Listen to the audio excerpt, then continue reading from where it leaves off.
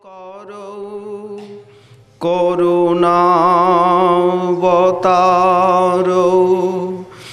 নমস্ত্রিকালসত্তায় জগন্নাথ সুতায় চ সভৃতায় সপুত্রায়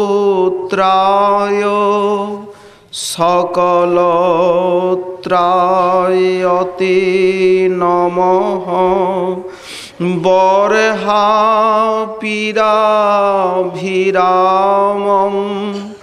মৃগমদতিলকং কুণ্ডলাক্রান্ত গণ্ডম কঞ্জাক্ষং কম্বুকণ্ঠং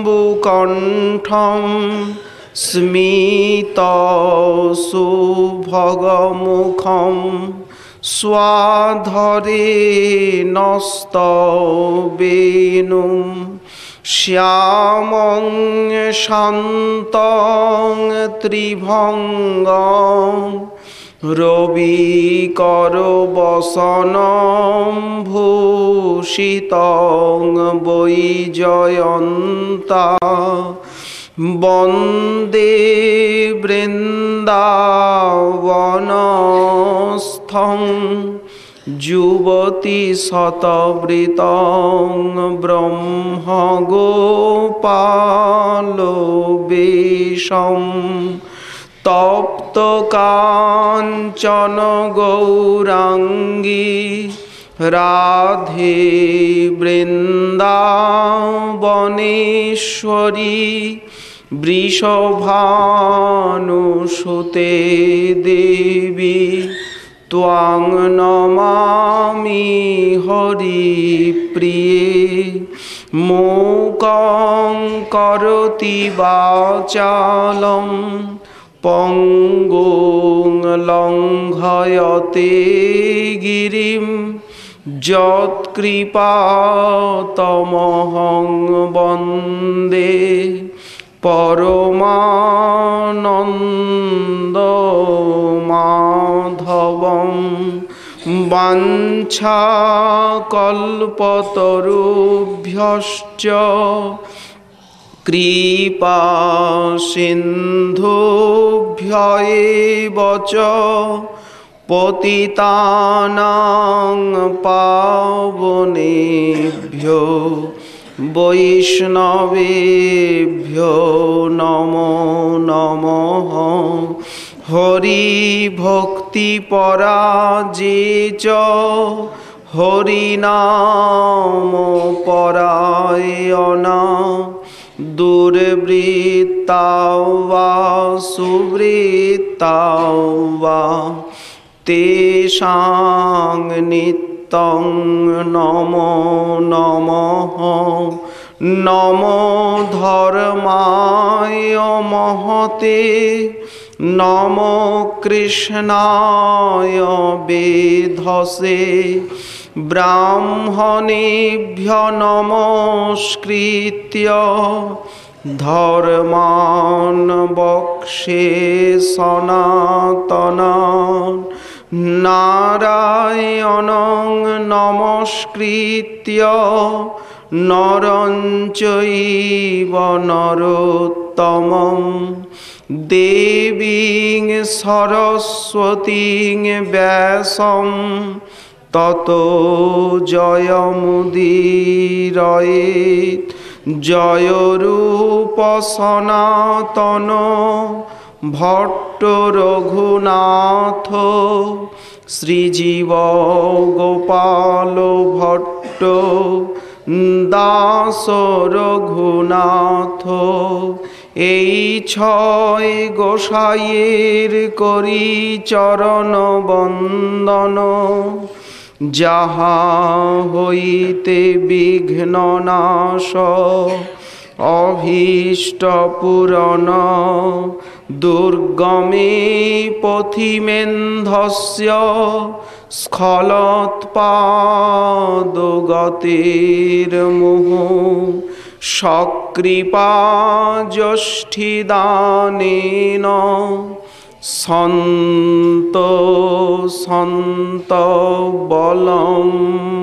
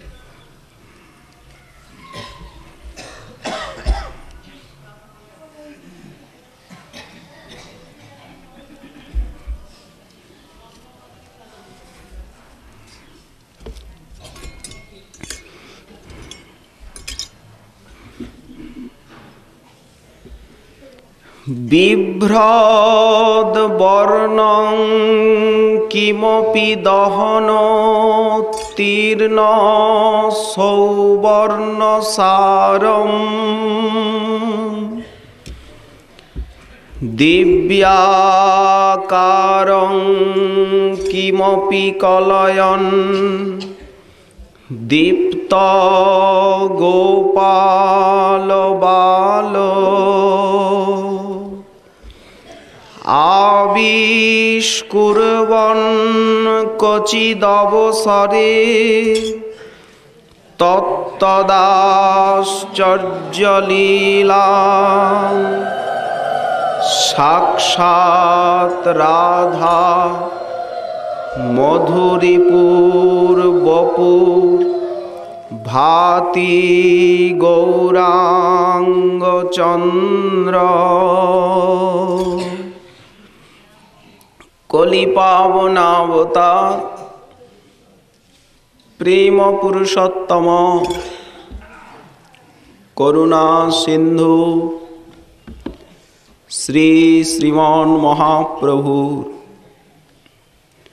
পরম অন্তরঙ্গ প্রিয় পার্ষদবর্য গৌরভক্ত চূড়ামণি শ্রীল প্রবোধানন্দ সরস্বতী চরণ তার শ্রী শ্রী চৈতন্য চন্দ্রামৃতম নামক মহাগ্রন্থে 109 সংখ্যক শ্লোকে মহাপ্রভুর দিব্য নদিয়া লীলার স্ফুরণে বলছেন, বিভ্রদ বর্ণং কিমপি দহনোত্তীর্ণ সৌবর্ণ সারম দিব্যাকারং কিমপি কলয়ন দীপ্ত গোপাল বাল আবিষ্কুর্বন কচিদবসরে তত্তদাশ্চর্যলীলাং সাক্ষাৎ রাধা মধুরিপু বপুর ভাতি গৌরাঙ্গ চন্দ্র। দহনোত্তীর্ণ সুবর্ণ সারম, শুদ্ধ গলিত কাঞ্চন বর্ণ যিনি ধারণ করেছেন, দিব্যাকারম যার বিগ্রহ অতি আশ্চর্যময়, দীপ্ত গোপাল বালম যিনি মধুর বাল গোপাল লীলা শচীর অঙ্গনে করেছেন প্রকাশ।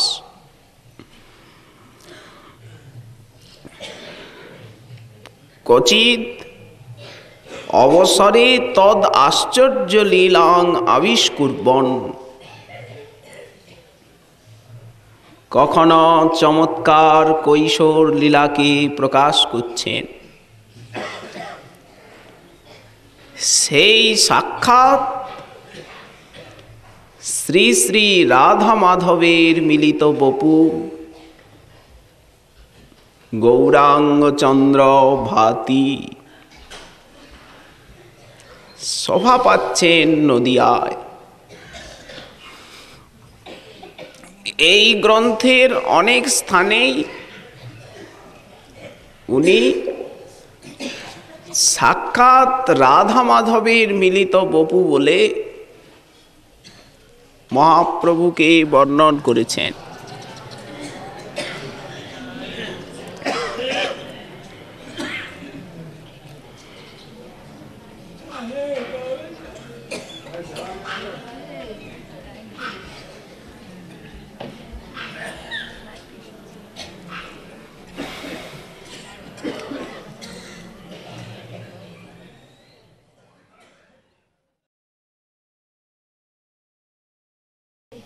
আমার মন আর দেহে নেই, যোগী হয়ে বৃন্দাবনে চলে গেছে।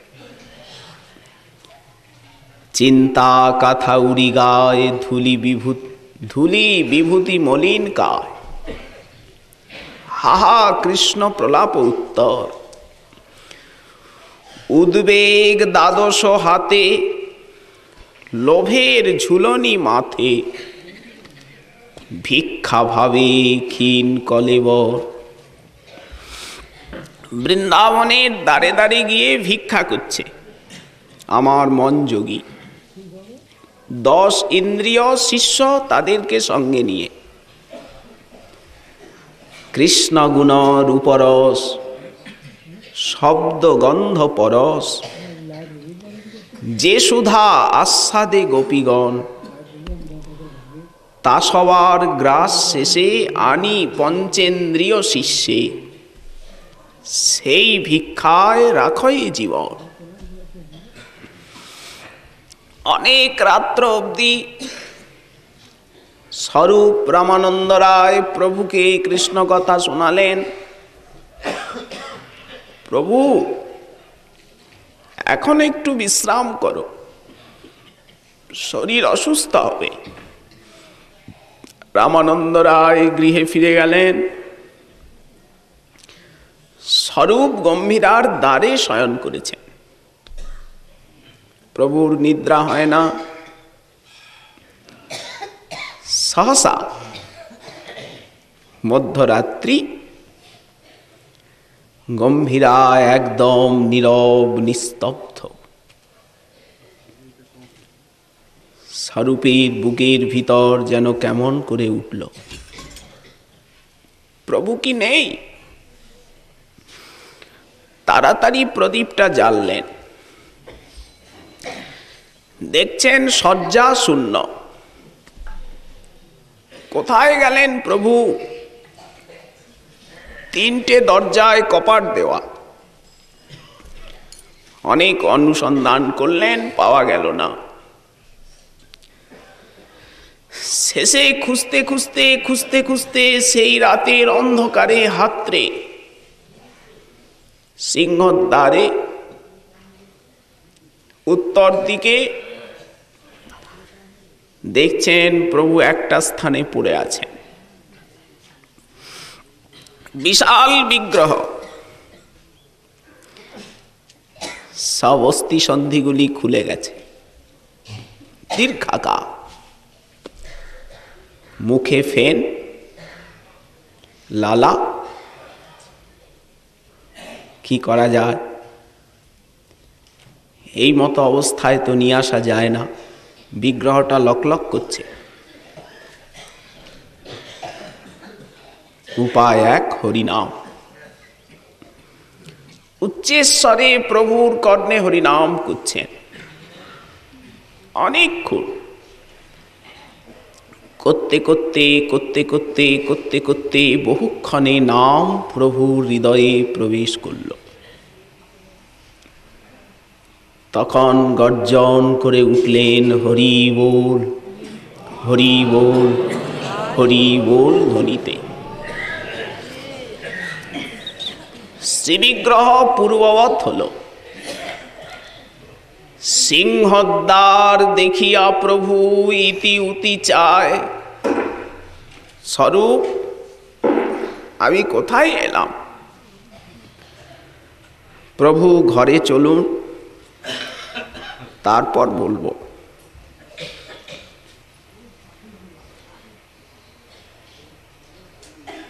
নিয়ে এলেন গম্ভীরায়। প্রভু শুধু এতটুকু বলছেন, সহসা কৃষ্ণ দর্শন পেলাম। তারপর কি হয়েছে জানি না,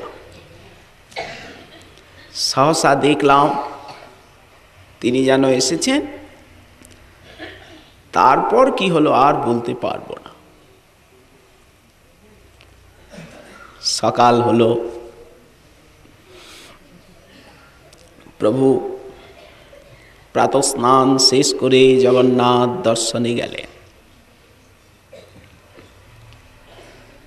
এতই ভাবের আবেশ, সিংহদ্বারে ছিল দাড়ি। দাড়ির হাত ধরে বললেন, আমার প্রাণবল্লভ কোথায়?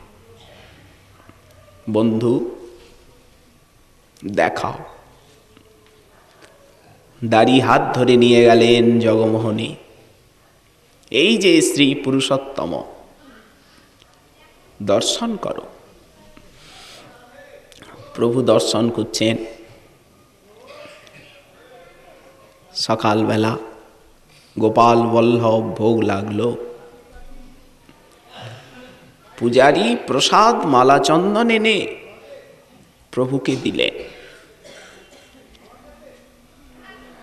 প্রভু এক রঞ্চ গ্রহণ করুন। প্রভু সাদরে গ্রহণ করে আর গোবিন্দের আঁচলে বাঁধালেন। বারবার বলছেন, সুকৃতি লভ্য ফেলা লব, সুকৃতি লভ্য ফেলা লব, সুকৃতি লভ্য ফেলা লব। ঈশ্বর সেবক পুছে কি অর্থ ইহার? প্রভু এই যে বারবার বলছেন, এর অর্থ কি? প্রভু কহে, এই যে দিলে কৃষ্ণাধরামৃত, ব্রহ্মাদির দুর্লভ এই নিন্দয়ে অমৃত। কৃষ্ণের যে ভুক্ত শেষ তার ফেলা নাম, তার এক লভ যেই পায় সেই ভাগ্যবান। ওরা তো এমনি মহাপ্রসাদে নিষ্ঠাবান পাণ্ডারা। আরো প্রভুর মুখে মহাপ্রসাদের মহিমা শুনে আনন্দে গড়গড় হৃদয়। এলেন গম্ভীরায়। সারাদিন সেই মহাপ্রসাদের আস্বাদনে বুকটা গড়গড়। সন্ধ্যাবেলা সব ভক্তগণ এসে প্রভুকে ঘিরে ধরলেন। ঠিক সান্ধ্য গগনে তারকারাজি পরিবেষ্টিত হয়ে শশধরের মতো প্রভু শোভা পাচ্ছেন। গোবিন্দকে ইঙ্গিত করলেন, সেই প্রসাদটা বাঁধা আছে, নিয়ে এসো। খোলা হলো। স্থানটা গন্ধে গমগম গমগম করছে। পুরী ভারতীর জন্য কিছু পাঠালেন। সবাইকে নিজ হস্তে বেটে দিলেন। ভক্তগণ, এই যে প্রসাদ দেখছ, এতে কি আছে? কর্পূর, লবঙ্গ, এলাচি, ঐক্ষব, এইসব নানা জিনিস দিয়েই, দুগ্ধ আদি। তো এই সব জড়বস্তুর স্বাদ তো সকলেই জানে, কিন্তু দেখো এই প্রসাদের গন্ধ এবং আস্বাদ লোকাতীত।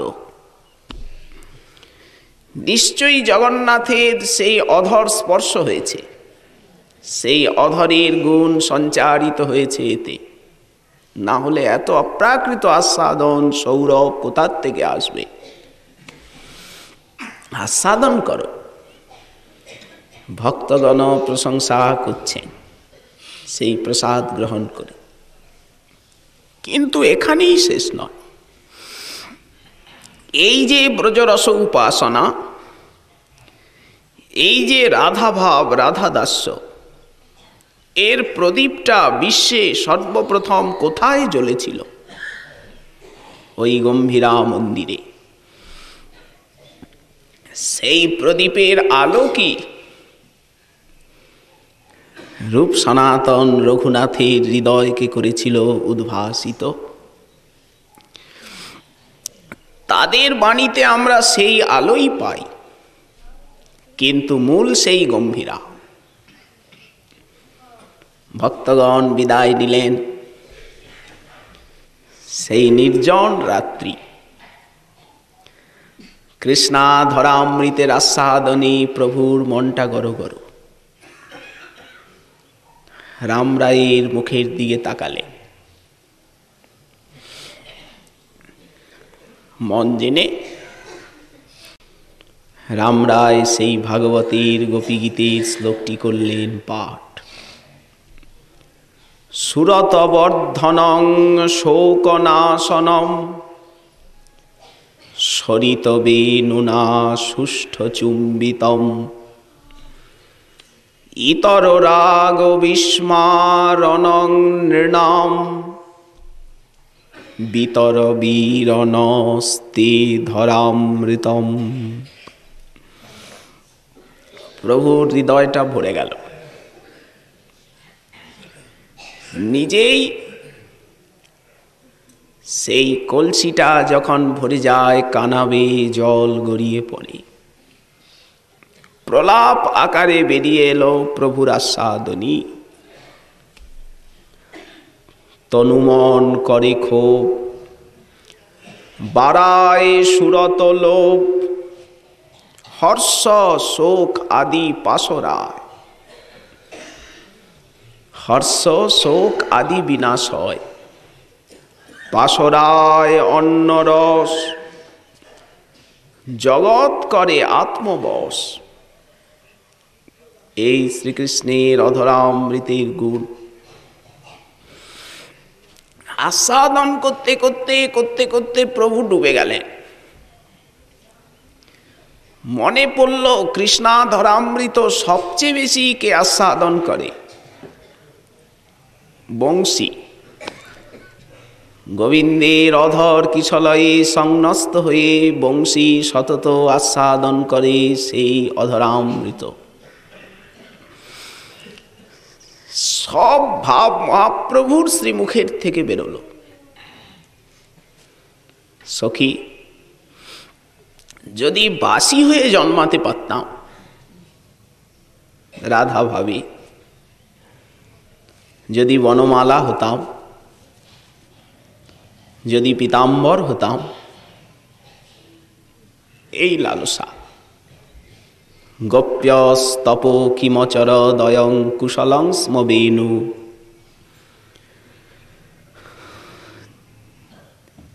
এই বেণু কি এমন তপস্যা করেছিল? দামোদরাধর সুধাম অপি গোপিকানাম ভুংতে স্বয়ং যদবশিষ্ট রসং হৃদিন্য ঋষ্যস্তচ অশ্রুমুমুচু স্তরব যথার্যা। প্রভু ডুবে গেলেন রাধা ভাব সায়নে। এ তো একটা দুটো তিন চারটে দিনের কথা কবিরাজ গোস্বামীপাদ লিপিবদ্ধ করেছে কয়েকটা অধ্যায়ে। এইভাবে সারা 12টি বৎসর প্রভুর কেটেছে। তাহলে সেই অসীম আস্বাদনের বিবৃতিটা কোথায়? এই যে সমুদ্রের মতো রাধাভাবের আস্বাদনী, এর বিবৃতি কোথায়? ওই রূপ সনাতনের বাণী, মহাজনগণের পদাবলী। সেই আস্বাদনেরই অধরামৃত। এইটি হচ্ছে গৌড়ীয় সম্প্রদায়ের মৌলিক ভাব। অনেক রাত্রি হল, প্রভুকে শয়ন দিলেন স্বরূপ। সেই রাত্রেও সহসা মাঝে মাঝে প্রভু এপাশ ওপাশ করেন। শয্যা বলে তো কিছু নেই। জগদানন্দ অনেক সাত করে তুলার বালিশ তোষক তৈরি করিয়েছিলেন, কিন্তু প্রভু বললেন জগদানন্দকে বলবে একখানা খাট যাতে নিয়ে আসে। মাটিতে তুলোর বালিশ তোষক মানাবে কেন? আমি সন্ন্যাসী, মুন্ডিত মস্তক, আর মাথাটা রাখবো বালিশে, শোভা পায় না। যেদিন সেই চন্দনাদি তৈল নিয়ে এলেন, গোবিন্দকে অনুরোধ একটু প্রভুকে মাখাবে। প্রভু শুনেই বললেন জগন্নাথের মন্দিরে দাও, পরিশ্রম সার্থক হবে। আমি সন্ন্যাসী, আমার তেলে অধিকার নেই। আবার দ্বিতীয় দিন বললেন, তখন প্রভু বললেন খালি তেল দিলে হবে, একজন মর্দনিয়াকেও তো রাখতে হবে, নে মাখাবেটাকে। যেদিন সেই তুলার তোষক পেতে দেওয়া হলো গম্ভীরায়, স্বরূপ ছিলেন। প্রভু তৎক্ষণাৎ টেনে বার করালেন। কিসে শোবেন? মাটিতে। স্বরূপ দুঃখে মরমে মরে যান। এত কুসুম কোমল বিগ্রহ, শক্ত প্রস্তর। একটা বুদ্ধি মাথায় আনলেন, ভক্তি সেবার বুদ্ধি জুগিয়ে দেয়। অনেক শুকনো কলাপাতা একত্রিত করে আর হাত দিয়ে খুব সরু সরু সরু সরু নখ দিয়ে চেরেন। সেইগুলো মহাপ্রভুর সেই গেরুয়া বহির্বাসের ভিতরে দিয়ে ওই একটা পেতে শোন আর একটা গায়ে ওড়েন। এই ওড়ন আর পারণ, এই শয্যা। সন্ন্যাসী ঠাকুরের আহার নেই বললেই চলে। কৃষ্ণ বিরহের আতিশয্যে মুখখানা সতত ভার সজল আরক্তিম। দেখলেই শ্রী শ্রী রাধারানীর মুখখানার কথা মনে পড়ে।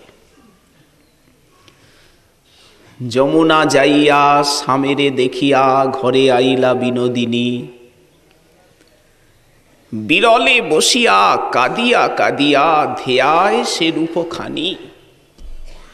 ঠিক সেই মুখখানা, ছল ছল নয়ন, মুক্তা দামের মতো বাড়ি বিন্দু।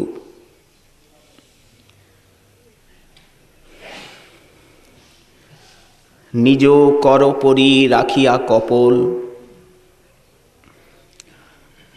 সেই করতলে কপলখানা রেখে ও দুটি নয়নে বহিছে সঘনে যেন শ্রাবণ মাসেরই ধারা। হেনকালে তথা আইলা ললিতা। সেই গম্ভীরা মন্দিরের গৌর শশীকে দেখেই মহাজন এই সমস্ত পদ রচনা করেছেন। ভাব সিন্ধু মহাপ্রভুর থেকে এই ভাবের সঞ্চার ঘটেছে গৌরীয় বৈষ্ণবগণে। আজও সুদুর্লভ রাধা ভাব কেউ যদি চান আস্বাদন করতে, ওই গম্ভীরার গৌরাঙ্গের দিকে দৃষ্টি দিন। ওই মূর্তিখানা চিন্তা করলেই রাধা প্রেম এসে স্বভাবতই চিত্তকে উদ্ভাসিত করবে। যথা যথা গৌরপদার বৃন্দে বৃন্দে তো ভক্তি কৃত পুণ্য রাশি, তথা তথোৎসর্পতিরিদ্য কস্মাৎ রাধা পদাম্ভোজ সুধাম্বুরাসি। সেই ছবি। হেন কালে তথা আইলা ললিতা রাই দেখিবার তরে, সে দশা দেখিয়া ব্যথিত হইয়া রায়েরে কলিরা কোলে নিজ বাস দিয়া মুছাইয়া পুছয়ে মধুর মধুর বাণী, আজু কেনে ধনী তুমি হইলা এমনি, কহবা কি লাগি শুনি।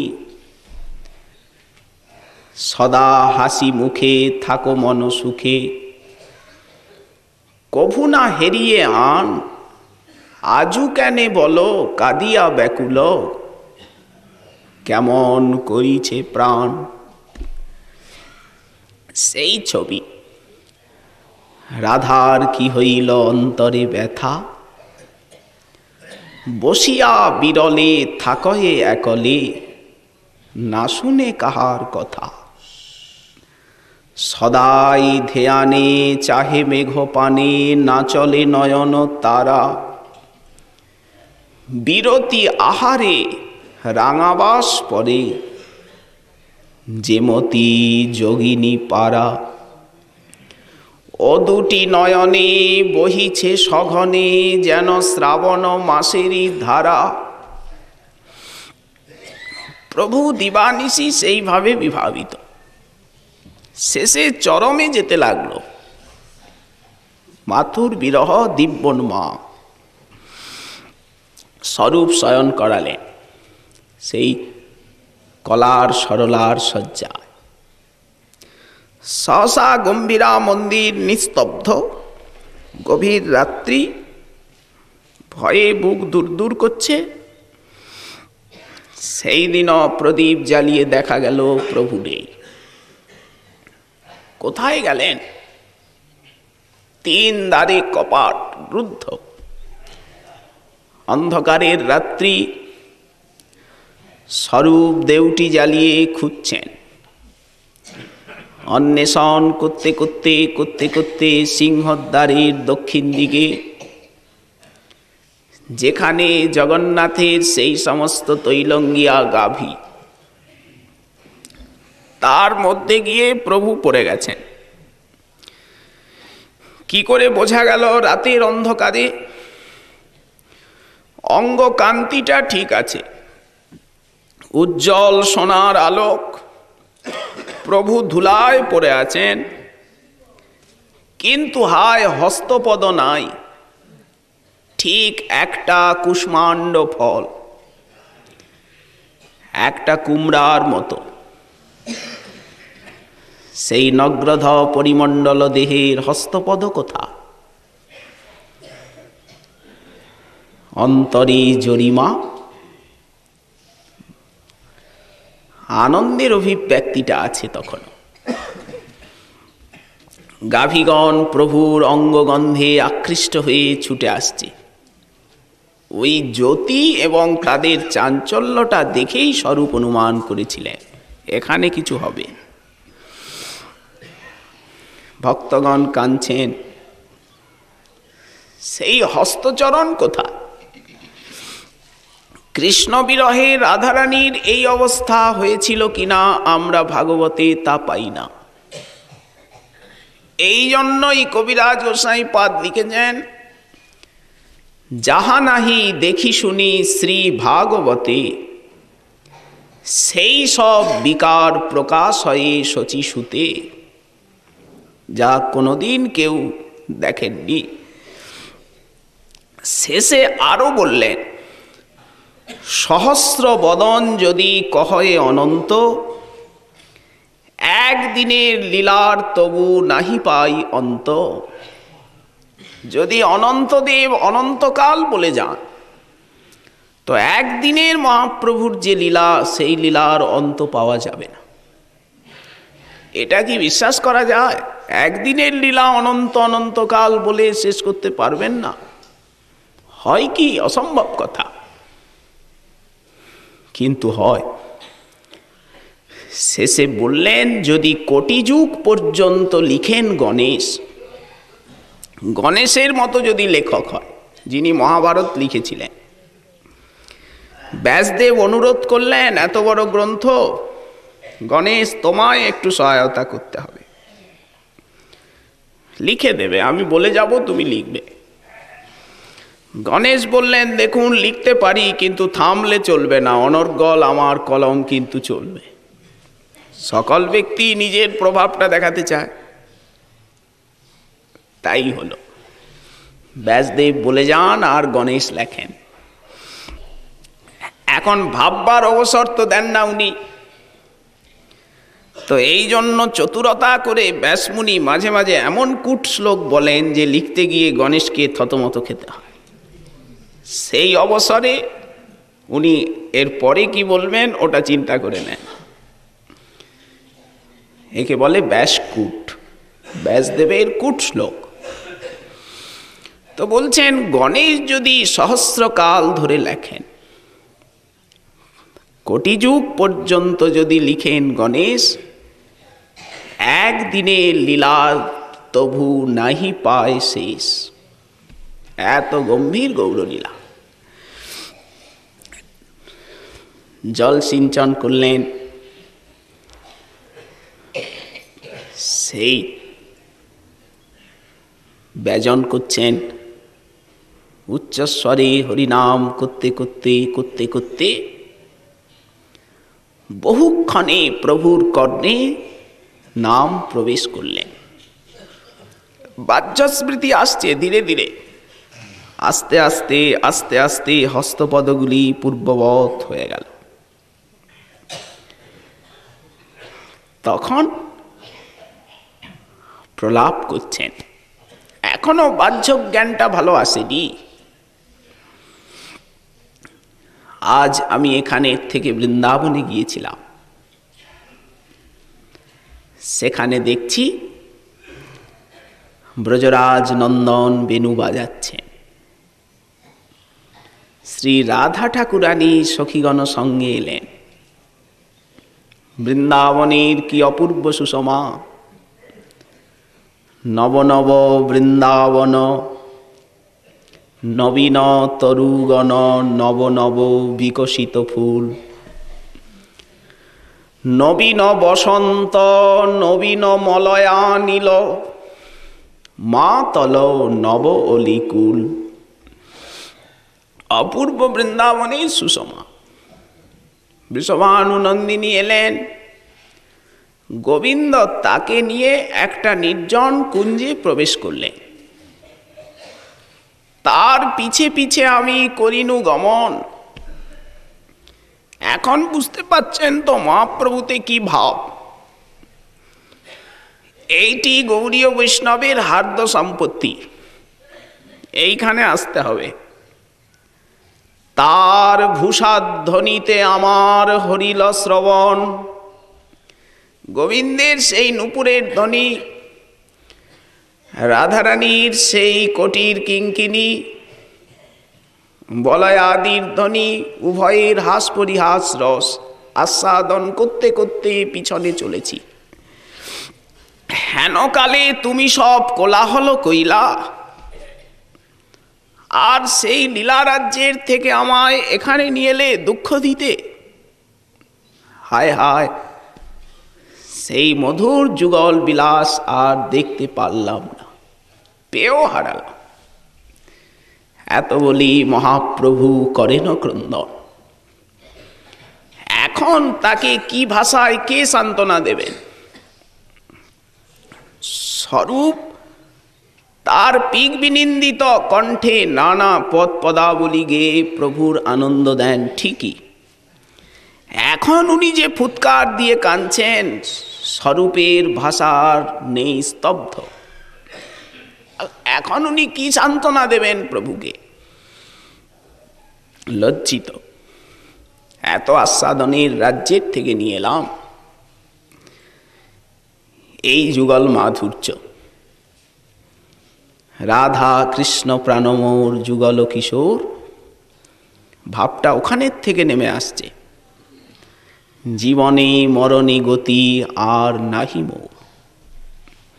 এত আস্বাদন যে স্বয়ং ভগবান ব্রজরাজ নন্দন তিনি নিজে কুষ্মাণ্ড ফলের মতো আকৃতি হয়ে গেলেন। যেদিন সেই চটক পর্বত দেখে ছুটে যাচ্ছিলেন সেদিনও এই প্রলাপ, ইহা হইতে আজি মুই গেনু গোবর্ধন, তাহা বেনু বাজায় দেখি ব্রজেন্দ্র নন্দন। গোবর্ধনে উঠি কৃষ্ণ বাজাইলা বেনু, গোবর্ধনের চৌদিকে চরিতেছে ধেনু। সেই বেনুধ্বনি শুনি আইলা রাধা ঠাকুরানী, তার রূপ তার সখী বর্ণিতে না জানি। রাধা লইয়া কৃষ্ণ প্রবেশিলা কন্দরাতে, সখীগণ কহে মোকে ফুল উঠাইতে। সেই কালে তুমি সব কোলাহল কইলা, সেই স্থান হইতে আমা ইহা লইয়া আইলা। এই বলে প্রলাপ, মধুর এই গম্ভীরা লীলা। এটি পূর্ব শ্লোকের আস্বাদনী। এই শ্লোকে শ্রীপাদ স্ফুরণে পেয়েছেন মহাপ্রভুর বাল্যলীলা। বলছেন শুদ্ধ গলিত কাঞ্চন বর্ণ যিনি ধারণ করেছেন, বাল গোপালের মতো মধুর লীলা করছেন, কখনো কৈশোর লীলা। সেই শ্রী শ্রী রাধা মাধব মিলিত বপু শ্রী গৌরাঙ্গ সুন্দর দীপ্তি পাচ্ছেন গৌরচন্দ্র ভাতি নদিয়ায়। এটি নবদ্বীপ লীলারই আস্বাদনী। শ্রী শ্রীমন মহাপ্রভুর কৃপা হলে আগামীকাল আবার এই বিষয়ে আস্বাদনের আকাঙ্ক্ষা রইল। আজকে আমাদের শ্রী শ্রী চৈতন্য চন্দ্রামৃতম কথার এইখানেই বিশ্রাম।